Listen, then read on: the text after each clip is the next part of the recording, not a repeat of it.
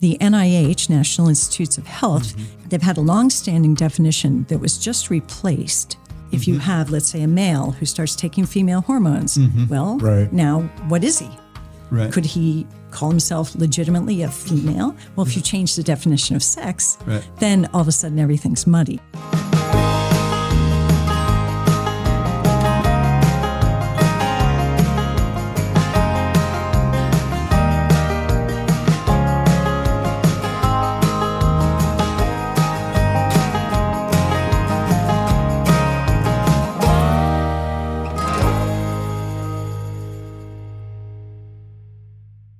Welcome to Tulsa Time with Bishop Konderla. My name is Derek Lissy, and I am your host. Bishop, how are you doing this week? I'm doing well. Today we're joined by special guest Mary Rice Hasson, who has come to the diocese to do some events for us, and we had the opportunity to just sit and talk with you a little bit today. I'm delighted to be here, and it's sunny. Yeah. This is great. Absolutely. It is a gorgeous day. As we film this, it's a gorgeous day. Yeah. What we like to call Tulsa winter, 60 in the afternoon and, 30 at night. So I'd love to share a bit more about you, Mary, to the group. So Dr. Mary Rice Hasson is the Kate O'Byrne Senior Fellow at the Ethics and Public Policy Center in Washington, D.C., where she co-founded and directs the Person and Identity Project, an initiative that educates and equips parents and faith-based institutions to promote the truth about the human person and counter gender ideology. An attorney and policy expert, Mary has been a 3-time keynote speaker for the Holy See at the United Nations Commission on the Status of Women on topics related to women, education, and gender ideology. She serves as a consultant to the U.S. Conference of Catholic Bishops Committee on Laity, Marriage, Family Life, and Youth.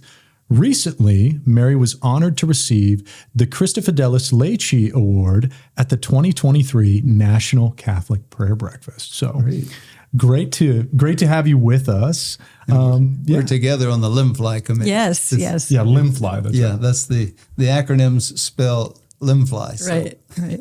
Yeah. No, I'm delighted to be here. Yeah, that's great. I'm particularly looking forward to speaking with both the parents, but also teachers, because I think it's critical when we're talking about these crucial cultural issues that we help form our people, because they're the ones who are down on the ground and dealing with this. And that's been my experience of the teachers and the principals, is that they're interested in, they recognize on the one hand that gender ideology itself can cause the same anxiety that it sort of feeds off of among the children. But for children who are suffering from any kind of anxiety, what the teacher wants is to help the child feel better. Right. And, help the family deal with the issues and so forth. But of course, our schools and all of our families are influenced by the culture around us. And so the things the culture says are true and should be done get picked up, and then the church sometimes is playing catch up on, now, wait a minute, the culture doesn't necessarily understand this issue right. Right. Yeah, I think one of the things I've found is it's important to encourage parents, teachers, but kids themselves to ask themselves a couple of questions. What's true? What's true? Is what I'm hearing about this, does this make sense? Can I really change sex? Is my body really wrong, or could it really be wrong? What's true? And then to ask another question, okay, well, what's good? What is the good in this situation? What's good for me as a person? And all of that comes back to the faith, obviously. Right. Jesus Christ is the truth. Yeah. So, but if you don't stop and ask those questions, you can easily just, your heart goes out to someone. Yeah. And yet you can inadvertently give them the wrong direction or the wrong solution just because you haven't stopped to ask those questions. Yeah. So. And I wonder if they would consider, so for example, let's say a 14-year-old is feeling bad, is feeling anxious, is feeling depressed, is feeling like no one loves him or her. Yeah.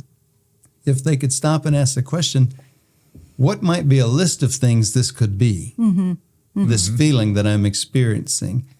Because there are, places on the internet and YouTube influencers and such people who will say, oh, no, it's definitely this.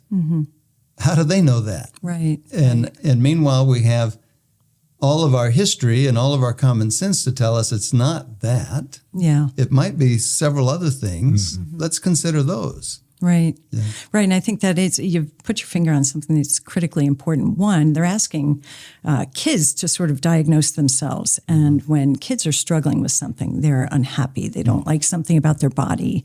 They're feeling anxious. Today, they go immediately to the internet, right?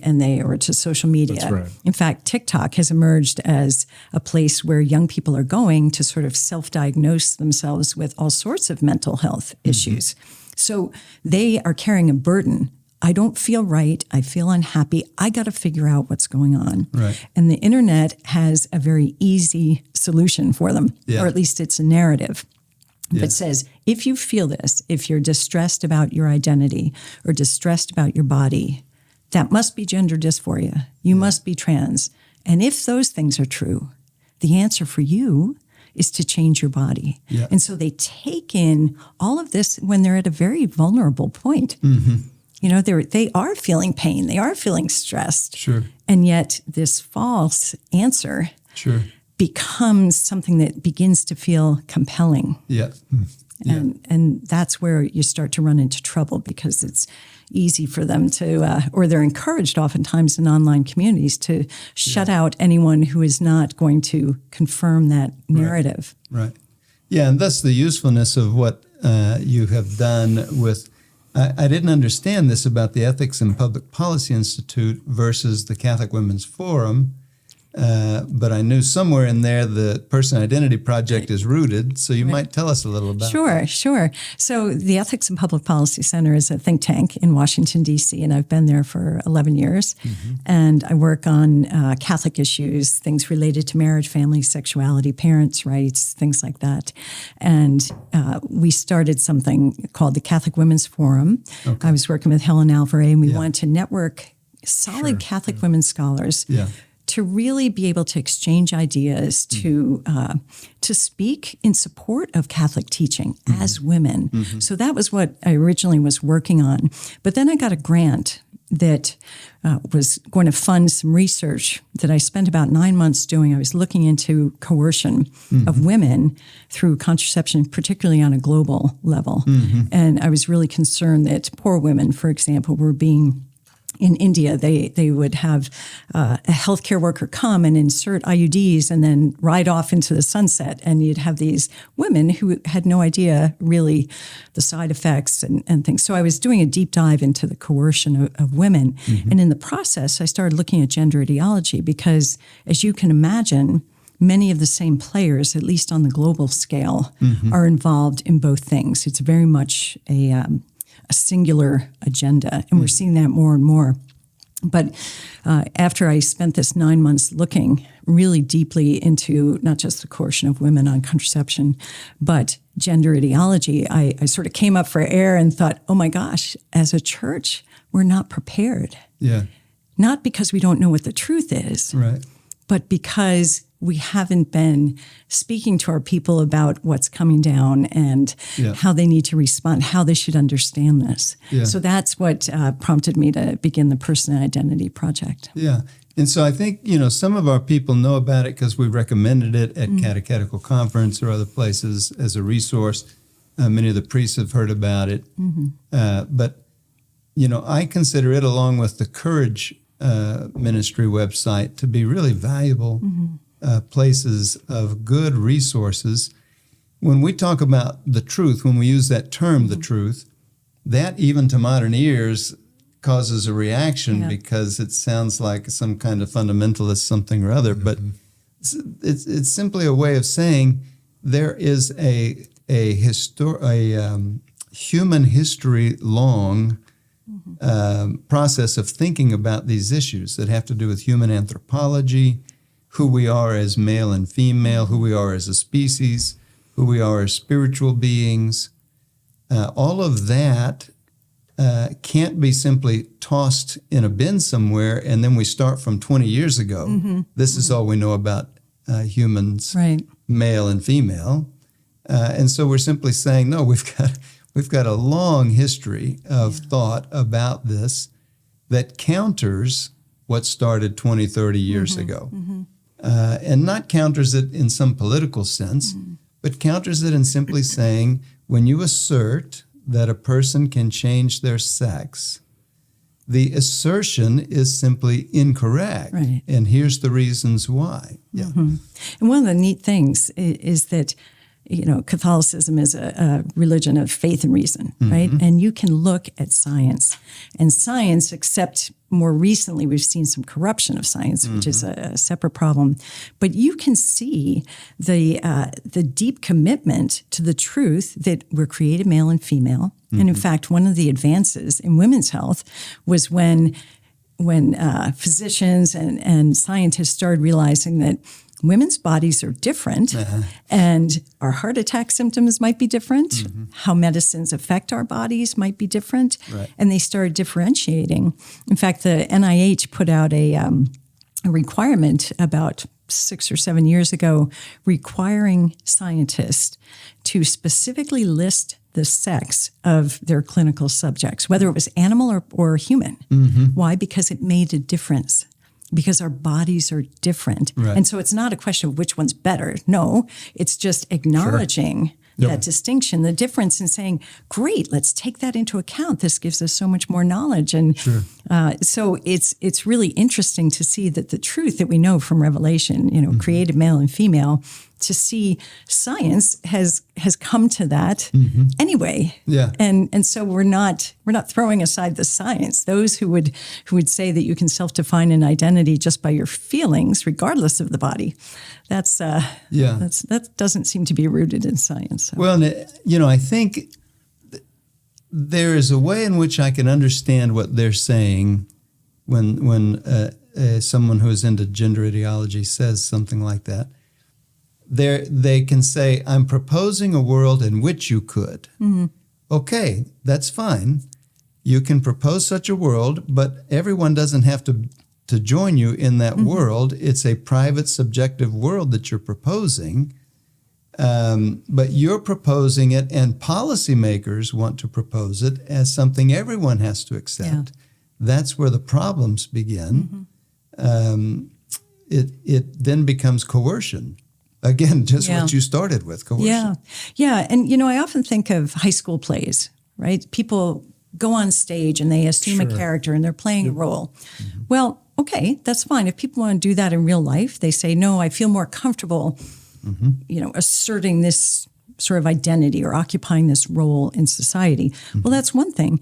But just as we wouldn't compel someone who's in the audience to come up on stage and play a role in that narrative that we've constructed, we even more so shouldn't be using the law or the power of government to try to coerce others to be part of someone else's kind of inner narrative. Yeah. So when I think of the Person Identity Project website, that's the way I think of it. But you're the person who's created it. So from your perspective, how would you describe what it is? Yeah, so our project really was designed because I had that moment, oh my gosh, the church is unprepared, to help the church, to equip the church, but also to equip parents and professionals. And so we do that in a number of ways. Certainly the website, there's a lot of resources. We're not trying to reinvent the wheel. There are a lot of good things put out by National Catholic Bioethics Center. Courage has resources, other good Catholic entities. So, we link to those, refer to those. But we also have created new resources based on our experience of looking at this both from a policy angle, but also speaking now with hundreds of families that have gone through this, where they've had a loved one begin to struggle with this or identify in a way that's at odds with the reality of their body. And so for the past really 6, 7, 8 years, we've been immersed very much on a practical day-to-day level, following what helps, what hurts. What are our policy initiatives that require certain things? Are they helpful or harmful? What about the medicine? So those are some of the things that we try to offer resources on the website, but then also going to dioceses and speaking about it. We've done a lot of presentations and workshops for presbyterates, all the priests in a diocese, or all the teachers in a diocese, things like that. Why? Because people who are entrusted with, Right. sharing the faith, but also helping to accompany others need to be confident Right. that they understand where the church is on this, Yeah. and that the church's response is really, truly loving. Yeah. That is what is compassionate. Yeah. Yeah, that's a key component. One of the areas on the website is diocesan policies. And so dioceses and school systems and the like have had to wrestle with, how do we work with people who are dealing with this, our families who are dealing with this? And so to try to get ahead of an ad hoc response, which would be a disaster, Right. and to have a more uniform response, you create these kinds of policies.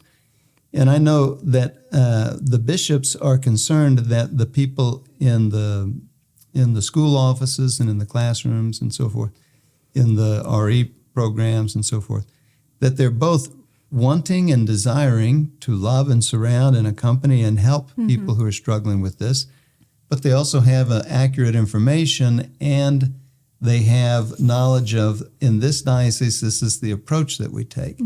So I think that's why those policies are so useful.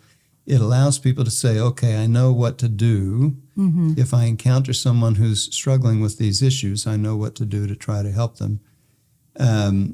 It won't always. Sometimes people are going to say, my way or the highway. You Right. accept what I tell you about myself, or it means you don't love me, and therefore I'm going to walk away. We never close the door. From our side, we never close the door. If someone closes the door on us, then we're waiting there, Right. hoping it'll Right. open, but we're not going to close the door. Yeah.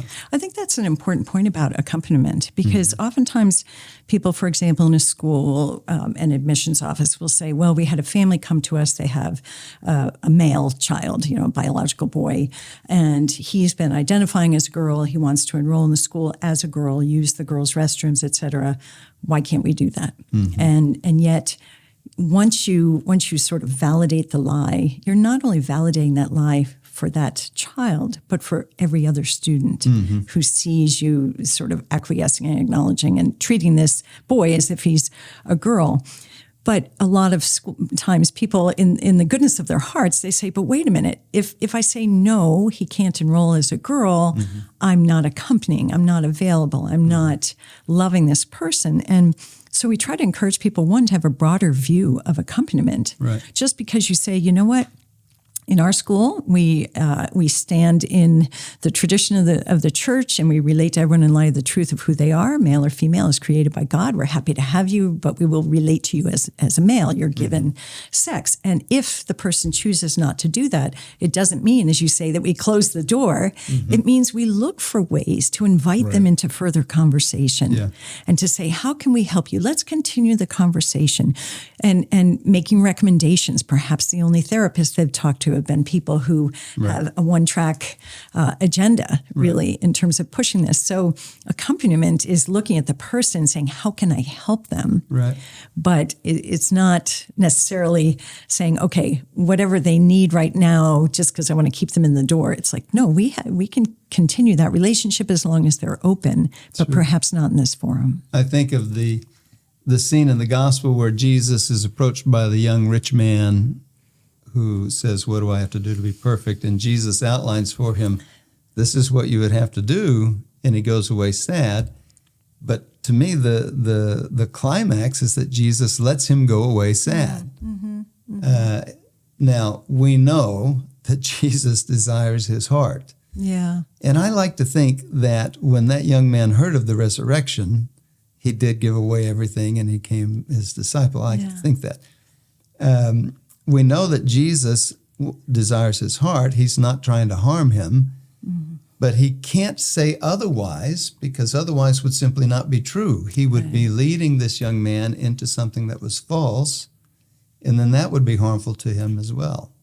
There is a parallel. I know of situations where, for example, an older teen or a college-aged young person said, "No, I'm rejecting my given sex, and I'm going to identify in this other way, non-binary or the opposite sex." And family members who have said, "Look, I love you. I'm here for you, but I can't support something that I know is going to be harmful. I can't participate in and say things I don't believe are true. But if you do that with charity, I know of cases where down the road, that very same young person is starting to realize maybe all of these medical interventions have broken my body instead of giving me what I was looking for. Maybe I made a mistake. And the person they come to is not someone who is cheerleading them along the way. Why? Because it's too awkward. That person, especially if it's parents who have invested and paid for things or whatever, they come to the person they know loves them, but was willing to love them enough to tell them the truth. And so I think that's an encouragement to remember. I think there are many people out there, Mary, who are struggling. I think that there, I know folks who have been dealing with this and things like that. What is your advice to parents, family members, friends who are working? You mentioned accompaniment, and I think that you had some really strong points there, but how does one work well to sort of, present truth, but also present love in that relationship? Yeah, so it's variable depending on the age of the person, the relationship, et cetera. In other words, if you have a 12-year-old son or daughter who begins to struggle with this, you can be much more directive. Whereas if it's your niece who's 24, who's on her own, and is doing things, your ability to influence the situation is a little bit different. But in all cases, we say lead with love. Whatever the person has shared with you, let them know you love them. And like Christ, we love them unconditionally. But we love them so much, we're not going to support something that we know is harmful.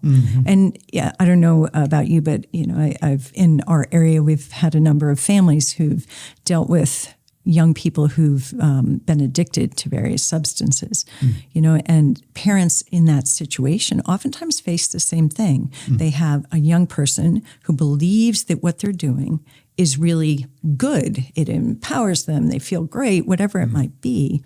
And yet the parents oftentimes have to be willing to say, look, I love you, but I'm not giving you any more money because I know where it's going to go. I'm here to help you if you want to go to rehab or whatever it might be. And that's a hard thing to do, but we do it in other aspects of parenting. I think one of the pressures on parents today is that now we get a label. Right? If you don't support this, you must be a bigot. You must be a transphobe.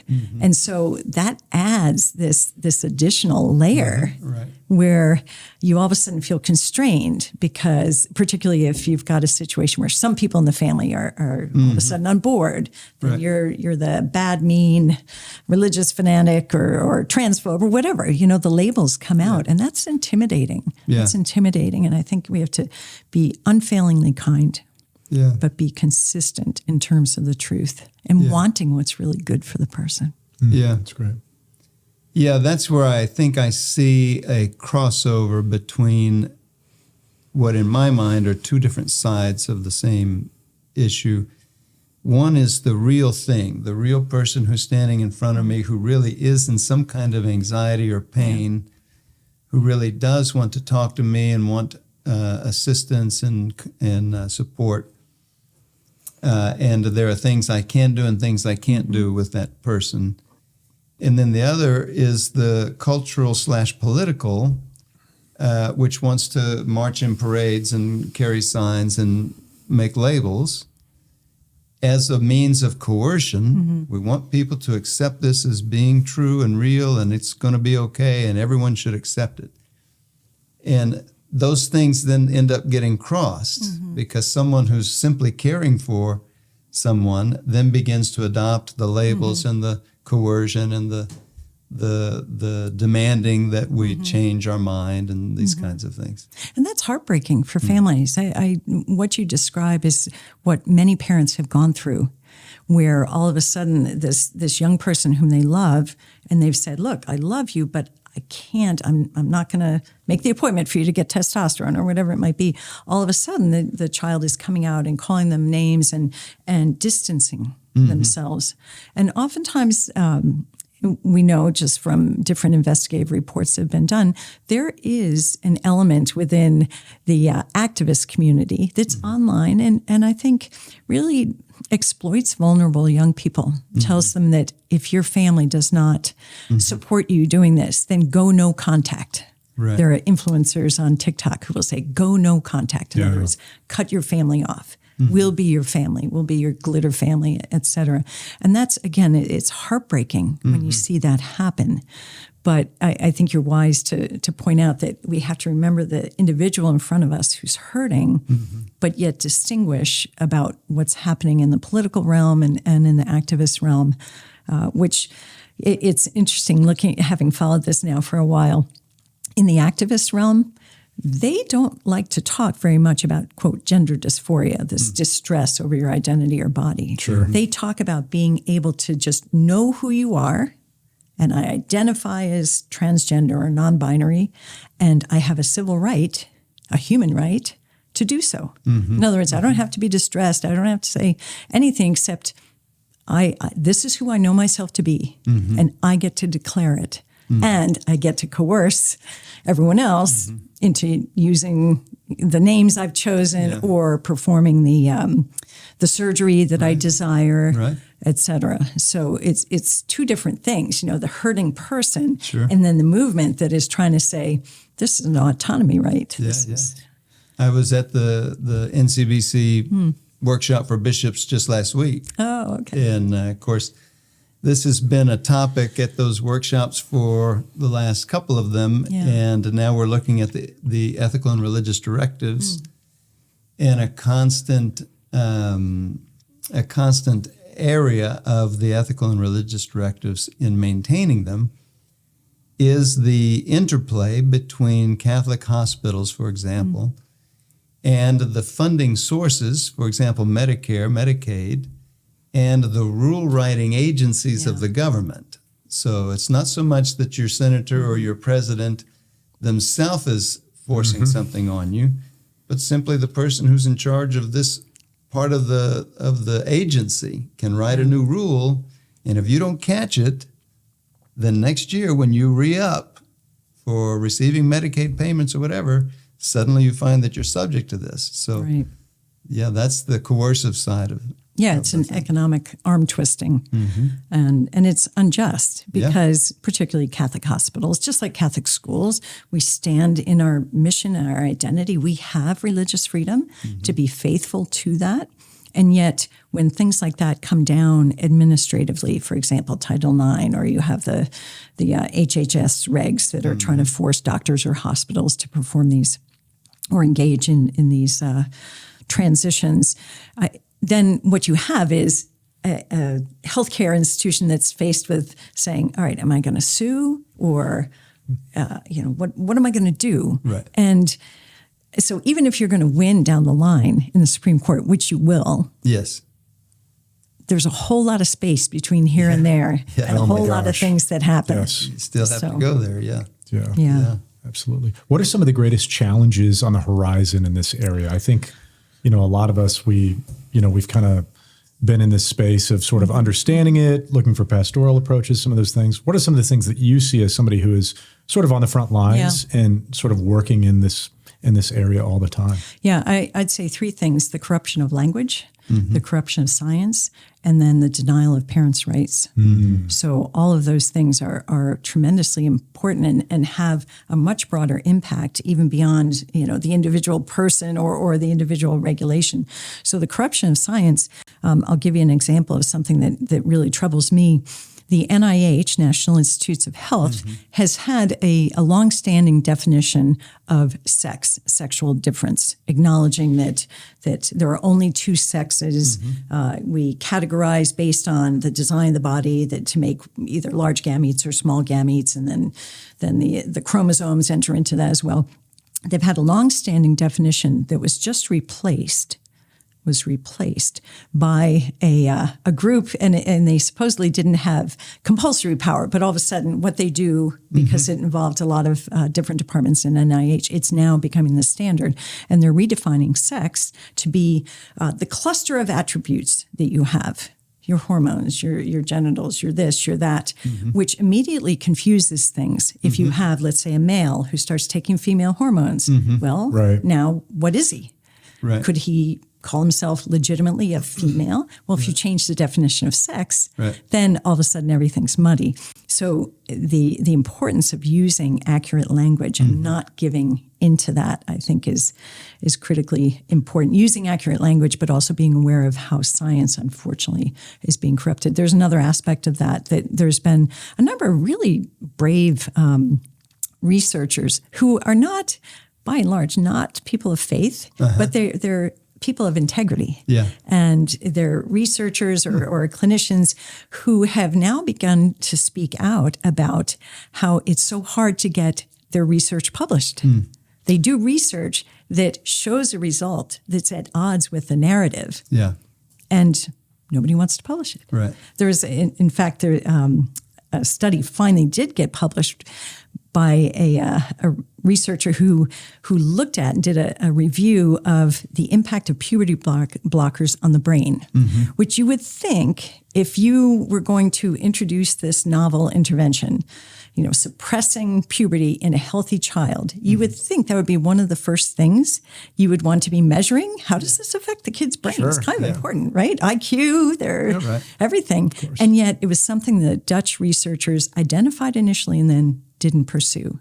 And so we've had now 20 years of this not being investigated or minimally investigated. So this researcher said, well, I'm going to look at what there is, both animal and human studies. And what she found was disturbing. Drops in IQ, legitimate clinical evidence of harm to the brain from using puberty suppression. But it flies against the narrative that suppressing puberty is fully reversible, no harm done. Right. And so it took her an inordinate amount of time and going back and forth with editors to be able to even get this review in print. And she wasn't taking any political position, right? So it's encouraging to me to see scientists, just people of integrity, speaking up and saying, hey, we can't do this. This is going to harm science in general, not just on this issue. Sure. So that I think is a critical thing to keep our eyes on, and then the use of language, and this is where as you probably know, just in giving presentations, one of the things I try to emphasize to people is use correct language. If we're talking about male-female sexual difference, we are talking about sex. Gender now has been corrupted in terms of meaning to mean your self-defined identity. And same thing with a phrase like sex assigned at birth. What's the implicit premise there? Sure. That we're not really male or female. It's just an arbitrary designation. Right. So when we use that language, we're implicitly validating that premise. So things like that. And then the third thing I mentioned was just the really aggressive effort to cut parents out of their children's lives on matters. We saw this initially with contraception and abortion, but now we're seeing it in terms of mental health and in terms of this whole area of identity confusion or distress, where there are some states that want to define you as abusive. If you say, no, Johnny, you are born a male, you are a male, I'm not going to put you on estrogen, you're only 12, whatever, that is going to be abusive, or they'll call CPS. And we know of people who've lost custody of their children because of that. Yeah. So that's an insidious evil that is kind of snowballing. And it's part of the sadness, I guess, of the whole thing. I mean, we should all grieve together for people who are struggling with this, because these things that you're talking about are critically important aspects of this whole issue to deal with, of gender ideology, the deleterious effects it's having on society and culture generally. And yet we have to always make that distinction between those things and this poor person that I'm talking to who's crying because they're just really distraught over what's going on with them. But it can be so hard to keep them separated out. Sure. And so, when in the presence of the person who's struggling, I guess we want to focus on the person. We know all of this in the background, but that's not the motivation in this moment. Right. When we're, testifying before Congress or, writing letters to the editor. Does anyone do that anymore? Or something like that. You do public comments to the government. Yeah. Whatever we do in its place, then we're dealing with these larger aspects of it. We see now these more and more reports of detransitioning people suing medical institutions because they weren't given adequate information about what this was going to do to them. That is a hopeful sign, only because something needs to help more and more people see this is not real. Yeah. And because it's not real, and we're trying to approach it as if it's real, including with the medicine, with the medical treatment, we're hurting people, we're harming people. Yeah. For the sake of an ideology. Yeah, and the testimony of detransitioners has been a game changer because they're real live people.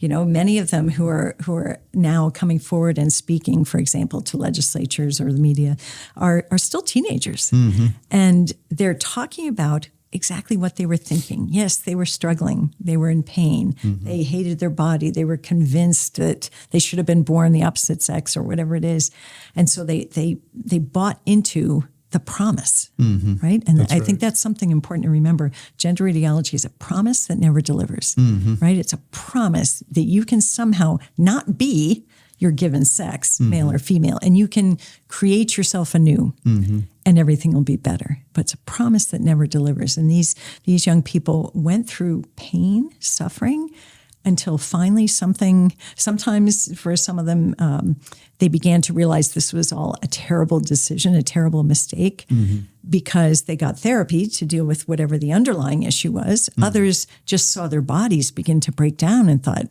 I can't keep doing this. Right. But for almost all of them, in hindsight, they look back and they say, nobody told me. They were not told the truth about the fact that your body, being male or female, is immutable. You cannot change it.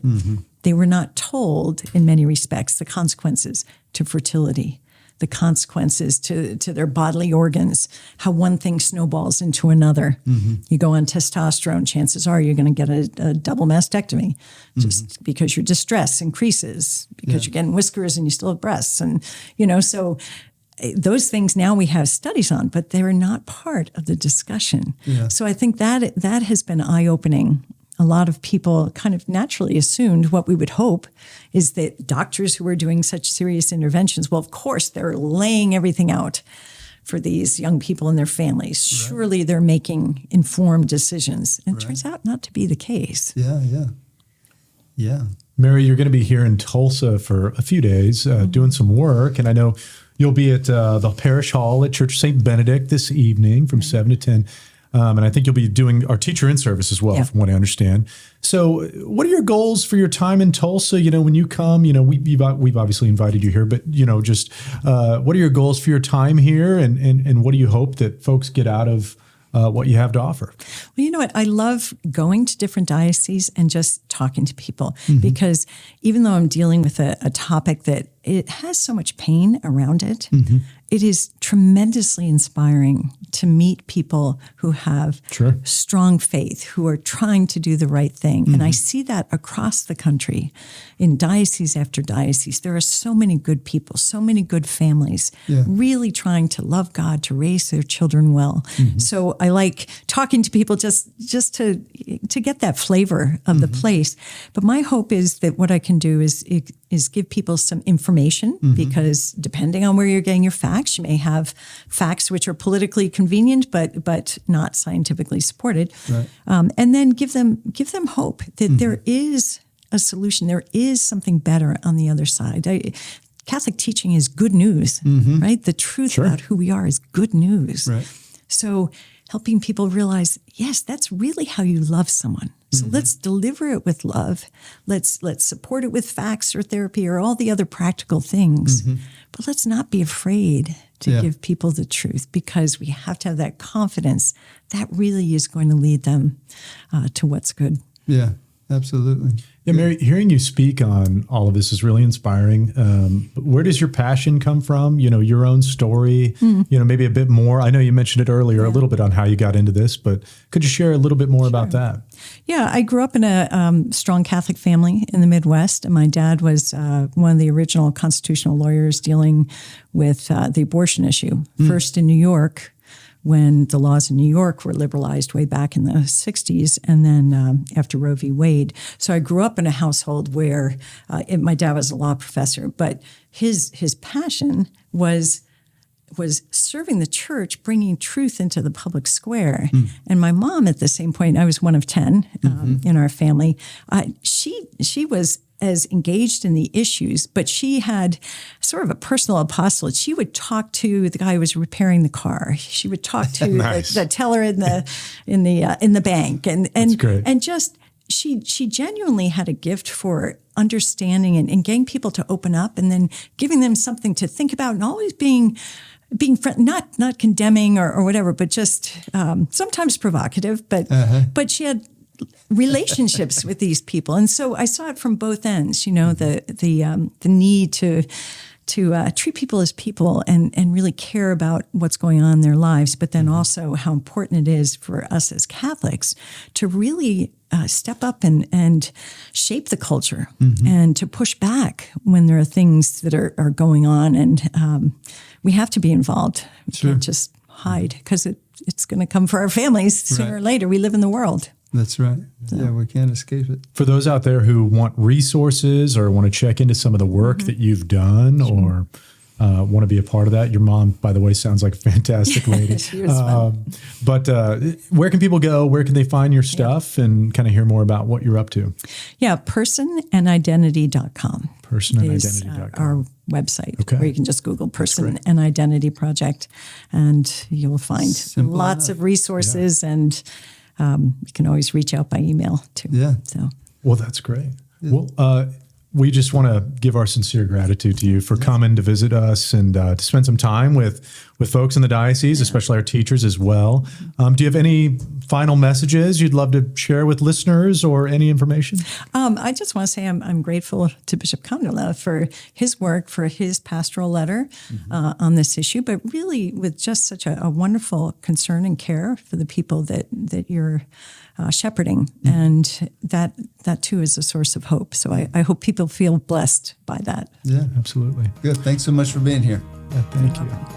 Well, this has been Tulsa Time with Bishop Konderla. My name's Derek Lissy. We hope you have a blessed rest of your week.